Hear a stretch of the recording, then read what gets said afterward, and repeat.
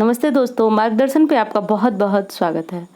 दोस्तों, आज मैं बात करूंगी नवरात्रि के विषय में कुछ महत्वपूर्ण बातों की, क्योंकि देखिए नवरात्रि 9 दिनों की होती है। ऐसे में महिलाओं की जो परेशानी होती है वह इन 9 दिनों के अंदर अंदर माता की पूजा करते हुए अगर उनको मासिक धर्म आ जाता है तो वो क्या करें, पूजा किस प्रकार करें। और सबसे ज़्यादा समस्या तब होती है जब कलश स्थापना करना होता है और महिलाएं उस समय रजस्वला होती हैं, तो फिर बहुत ज़्यादा समस्या हो जाती है और उनके मन में एक सवाल उठने लगता है कि कलश स्थापना करें या नहीं करें। क्योंकि हर साल का एक नियम होता है कि वो हर साल नवरात्रि में कलश स्थापना करती हैं, पर समस्या ये हो जाती है कि जब परिवार में वो अकेली ही व्रत रखती हैं, वही कलश स्थापना करती हैं और व्रत के दौरान जब वो कलश स्थापना नहीं कर पाती हैं तो ऐसे में वो क्या करें। तो दोस्तों, इसी समस्या पे मैं आज आपसे बात करूंगी। तो देखिए, सबसे पहले बात तो ये करूंगी कि देखिए, अगर आपको पीरियड्स हैं और आप कलश स्थापना हर साल करती हैं, इस साल आपका मन है, यानी देखिए अगर नए तरीके से कोई व्रत, मतलब नए तरीके का मतलब है कि अगर नया कोई व्रत शुरू कर रही हैं और उस समय अगर आप मासिक धर्म में हैं तो आप व्रत नहीं रहेंगी, आप व्रत नहीं करेंगी। आप व्रत तभी शुरू करेंगी जब आप पूर्ण तरीके से शुद्ध होंगी, पूजा करने के लायक होंगी। पर जो व्रत अनुष्ठान आप पहले से करती आ रही हैं उसमें कोई दिक्कत नहीं है, वो आप करेंगी। तो देखिए, अगर नवरात्रि के पहले दिन किसी भी महिला को अगर रजस्वला है, वो पीरियड में है, तो उन्हें क्या करना चाहिए, किस प्रकार कलश स्थापना करना चाहिए। तो आपको सारी सामग्री उसी प्रकार इकट्ठी करा लेनी है, उसी तरह से आपको मंगवा लेना है जिस प्रकार आप हर नवरात्रि में पूजा पाठ करती हैं। और घर में अगर आप पुरोहित बुलाती हैं तो पुरोहित को बुला करके कलश स्थापना विधिवत कराइए, किसी प्रकार का अपने मन में संशय न रखिए। और रही बात ये कि आप पूजा कब से करेंगी, तो इसके लिए भी मैंने चैनल पे वीडियो बनाया हुआ, आप बहुत अच्छी तरह से उसको देख सकते हैं। फिर भी बताती हूँ कि आप 7 दिनों के बाद बाल वगैरह धुल करके पूरी तरह शुद्ध हो करके और आप देव पितृ जो भी कार्य करती हैं आप कर सकती हैं पूर्ण तरीके से शुद्ध होने के बाद।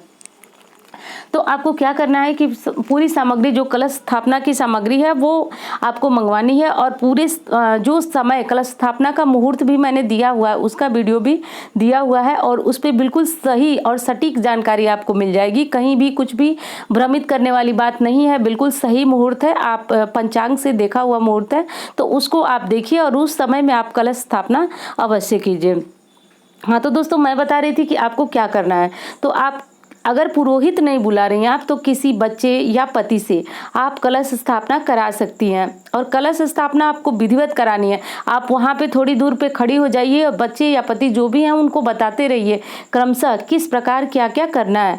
और बताने के बाद जो है वो लोग वो कार्य करते रहेंगे।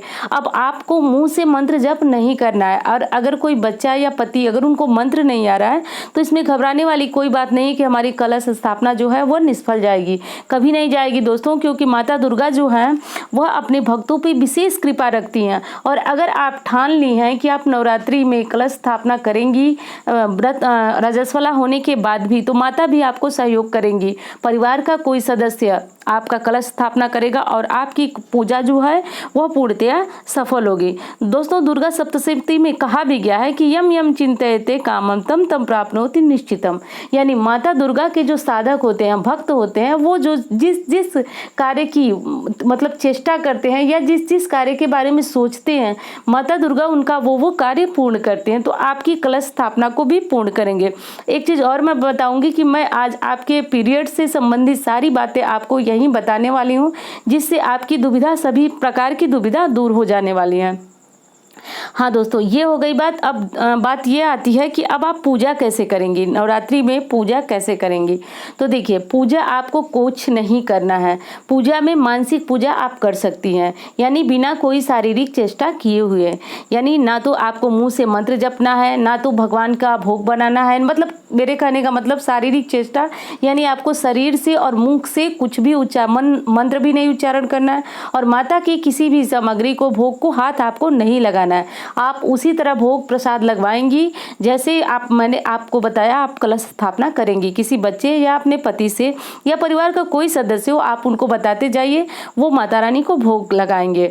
और रही बात कि जो आप पाठ करती हैं या फिर जो आप पूजा करती हैं, दुर्गा चालीसा पढ़ती हैं, आरती करती हैं, अगर बच्चे या पति उतना नहीं कर पाते हैं तो सिर्फ आप इतना करा दीजिए कि माता रानी को जो फूल हार जो भी चढ़ाया हुआ है उसको आप हटवा दीजिए प्रतिदिन। और एक एक दीपक जला दीजिए और भोग लगा दीजिए माता रानी को, जो भी धूप दीप करा सके वो करा दे। इतना से भी माता रानी प्रसन्न होती हैं। और उसके बाद जब आप अच्छी तरह से साफ शुद्ध हो जाएं तो आप बाल वगैरह धुल करके और माता रानी की पूजा करें, कन्या भोज कराएं। इसमें कहीं किसी प्रकार की समस्या नहीं है। और मन में ये नहीं रखना चाहिए कि मैंने सुना था, आप लोगों के कमेंट ये आ रहे थे कि मतलब माता रानी हमसे नाराज है, हर नवरात्रि में हमको मासिक धर्म आ जाता है। दोस्तों ये प्राकृतिक जो बात है ये प्राकृतिक है, इसको रोका नहीं जा सकता। इसमें आप को निराश होने वाली कोई बात नहीं है कि माता रानी आपसे नाराज है। ये चीज़ें अपने समय से चलती हैं और पूजा पाठ भी अपने समय से चलता है। इसमें कहीं किसी प्रकार का आपको मन में संशय नहीं रखना है। तो इस तरह से करके आपको अपने बच्चों से या पति से या परिवार के किसी भी सदस्य से पूजा करवा लेना है, आरती करा लेनी है। और आरती अगर नहीं हो पाता है, कोई किसी मतलब आपके हस्बैंड हो सकता है कि ऑफिस जा रहे हो, या परिवार का कोई सदस्य पूजा में उतनी रुचि नहीं लेता हो कि वो बैठ करके माता रानी की आरती पढ़े, तो भी आपको दोष नहीं लगेगा। क्योंकि मैंने अभी अभी कहा कि माता रानी सब कुछ जानती हैं, सब कुछ समझती हैं, और ये 9 दिन माता रानी को पूर्णतया समर्पित होते हैं। इसमें कहीं किसी प्रकार की अपने भावना को मतलब ये मत समझिए कि माता रानी आपको समझ नहीं। जब भी आप पूजा करेंगे तो आपके मन में एक बात आती होगी, अगर आप माता रानी की पूजा सच्चे हृदय से करेंगे तो जरूर आती होगी कि यहाँ कलश के रूप में माता रानी विराजित हैं। फोटो में, मूर्ति में जो कुछ भी हम कह रहे हैं सब कुछ माता रानी अवश्य सुन रही है। अगर दोस्तों आपके मन में ऐसी भावना है तो मुझे कमेंट में बताइएगा ज़रूर। और दूसरी बात है, ऐसी भावना है तो आप समझिए कि माता रानी आपके किसी भी कार्य को छोड़ेंगी नहीं। जो भी आपकी इच्छा होगी वो पूर्ण जरूर करेंगी। किसी कार्य, बस आपकी भावना जो है वह शुद्ध होनी चाहिए, निर्मल होनी चाहिए। आप जो कुछ भी मांगे माता रानी से वो अपने लाभ के लिए मांगे, किसी के नुकसान के लिए बिल्कुल ना मांगे। और दोस्तों एक और बात आती है कि अगर नवरात्रि के पहले दिन ही आपका पीरियड है, मासिक धर्म है, तो ऐसे में आप संकल्प कैसे लें। तो दोस्तों मैंने अभी अभी कहा कि किसी प्रकार की शारीरिक चेष्टा नहीं करनी है, लेकिन आप मानसिक पूजा पाठ और जप कुछ भी कर सकते हैं। मानसिक का मतलब चीज़ें सिर्फ आपको मन में सोचना है, मुंह से कुछ भी उच्चारण नहीं करना है। तो वही चीज़ संकल्प में भी आपको करना है। दोस्तों हमारे शास्त्र ऐसा बोलते हैं कि मासिक धर्म में भी आप मानसिक संकल्प ले सकते हैं। तो मानसिक जिस प्रकार जैसे आम समय में हम लोग बताते हैं कि जल, अक्षत और फूल हाथों में लेकर के और आपको संकल्प लेना होता है, पर इसमें कुछ नहीं करना है। आपको हाथ जोड़ करके और मन में माता दुर्गा का ध्यान रखना है और उन मन में ही आपको संकल्प लेना है और माता से कहना है कि माता रानी मेरे व्रत को पूर्ण करने की शक्ति देना। मैंने जो ये 9 दिनों का व्रत अनुष्ठान किया है उसको पूर्ण करने की शक्ति देना। तो इससे भी आपका संकल्प जो है वह पूर्ण होता है। कभी भी ऐसा न सोचें कि मासिक धर्म के अंदर आपका व्रत जो है वह बेकार हो रहा है। दोस्तों मैं शास्त्र की ही बातें आपको बता रही हूँ, जो शास्त्र में नियम है, विधान है कि संकल्प लेने का, तो बिना किसी शारीरिक चेष्टा के आप संकल्प भी ले सकते हैं। अब दोस्तों बहुत महत्वपूर्ण बात है कि नवरात्रि के 9 दिनों में ऐसा क्या करना चाहिए जो आपके घर में माता रानी दुर्गा जी का अस्थायी वास हो सके। तो दोस्तों उसमें से कुछ महत्वपूर्ण चीज़ें हैं जिनका निचोड़ मैंने निकाला हुआ है, तो चलिए देख लेते हैं। दोस्तों देखिए, इस 9 दिनों में माता दुर्गा का श्रृंगार होता है। श्रृंगार में आप भी श्रृंगार की सामग्री चढ़ाएं और चढ़ाते हैं तो बहुत अच्छी बात है। देखिए अगर आप कुंवारी लड़की हैं, माता दुर्गा की पूजा करती हैं, तो भी आप श्रृंगार की सामग्री चढ़ा सकती हैं सिंदूर को छोड़ करके। सिंदूर की जगह पे जो लाल रोली आती है, पूजा में इस्तेमाल होती है, वो चीज़ें आप चढ़ाएं माता को।